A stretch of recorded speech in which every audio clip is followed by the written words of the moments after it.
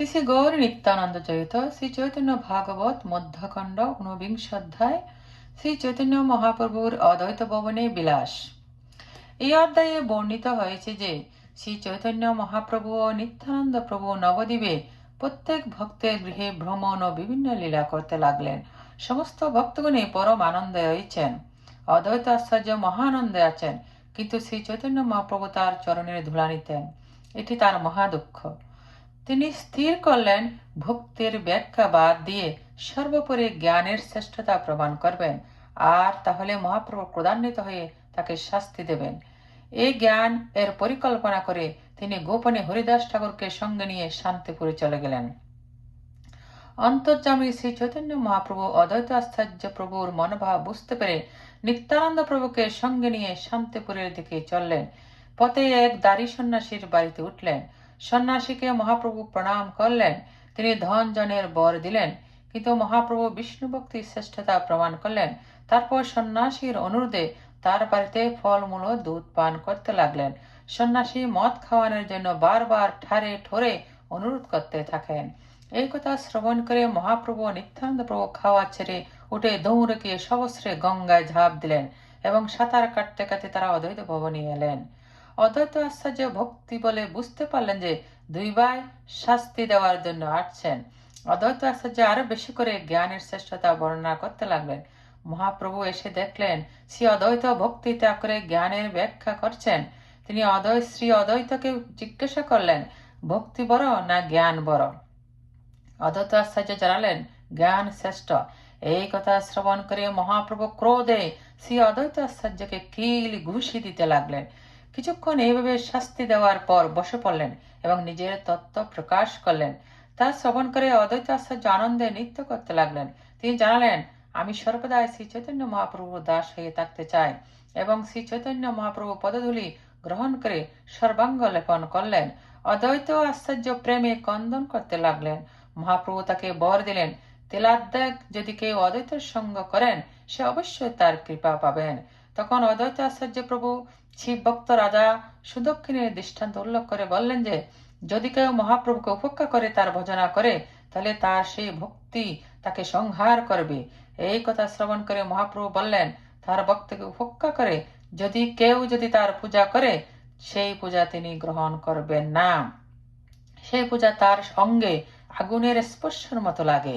তারপর মহাপ্রভু অদ্বৈত পত্নীকে রন্ধন করতে নির্দেশ দিলেন। সকলে মিলে গঙ্গা স্নান করে আসলেন এবং প্রসাদ সেবন করলেন। প্রসাদ সেবাকালে নিত্যানন্দ প্রভুর ব্যাস্তুতি করলেন অদ্বৈত আশ্চর্য প্রভু। তারপর কিছুদিন দুই ভাবে অদ্বৈত ভবনে কাটলেন। শ্রী গৌর সুন্দরের জয়গান। জয় বিশ্বম্বর সর্ব বৈষ্ণবের নাথ, ভক্তি দিয়া জীব প্রভু কর আত্মসাৎ। অদ্বৈতের মায়াবাদ প্রচারের কারণ। হেন মতে নবদ্বীপে প্রভু বিশ্বম্বর ক্রিয়া করে না সর্বনয়ন গোচার। আপন ভক্তের স মন্দিরে মন্দিরে নিত্যানন্দ গদাধর সংহতি বিহরে। প্রভুর আনন্দে পূর্ণ ভাগবত গান, কৃষ্ণ পরিপূর্ণ দেখে সকল ভুবন। নিরবধি ভাবে সে কারো নাহি বাহ্য, সংকীর্তন বিনা আর নাহি কোনো কার্য। সভা হইতে মত্ত বড় আশ্চর্য গোসাই, অগাধ চরিত্র বুঝে হেনর কেহ নাই। জানে জন কত শ্রী চৈতন্য কৃপায়, চৈতন্যের মহাভক্ত শান্তিপুর রায়। বাহ্য হলে বিশ্বম্বর সর্ব বৈষ্ণবেরে, মহাভক্তি করেন বিশেষ দেইতে রে। ইহাতে অসুখী বড় শান্তিপুর নাথ, মনে মনে গর্জে চিত্তে না পায় সোয়াদ। নিরবধি চোরামরে বিড়ম্বনা করে, প্রভুত্ব ছাড়িয়া মোর চরণে সে ধরে। বলে নাহি পারময় প্রভু মহাবলী, ধরিয়াও লয় মোর চরণের ধুলি। ভক্তি বল সবে মোর আছে উপায়, ভক্তি বিনা বিশ্বম্বরে চিনন না যায়। তবে সে অদ্বৈত সিংহ নাম লোকে ঘুষে, চূর্ণ কর মায়া যবে অশেষ বিশেষে। ভৃগুরে জিনিয়াস পাইয়াছে চোর, ভৃগু হেন শত শত শিষ্য আছে মোর। হেন ক্রোধ জন্মাইব প্রভুর শরীরে, সস্তে আপন যেন মোর শাস্তি করে। ভক্তি বুঝাইতে সে প্রভুর অবতার, হেন ভক্তি না মানে মোহ এই মন্ত্র সার। ভক্তি না মানিলে ক্রোধে আপনে পাশরে, ই প্রভু মোর শাস্তি করিবেন চুলে ধরি।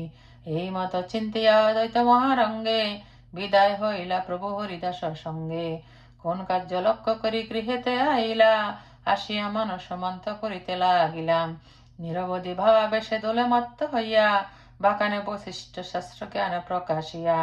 জ্ঞান বিনা আর কিবা শক্তি ধরে বিষ্ণু ভক্তি, অতএব সবার প্রাণ জ্ঞান সর্বশক্তি। হেন জ্ঞান না বুঝিয়া কোনো কোনো জন, ঘরে ধন হারাইয়া চাহে গিয়া বন। বিষ্ণু ভক্তি দর্পণ লোচন হন জ্ঞান, চক্ষুহীন জনের দর্পণে কোনো কাম।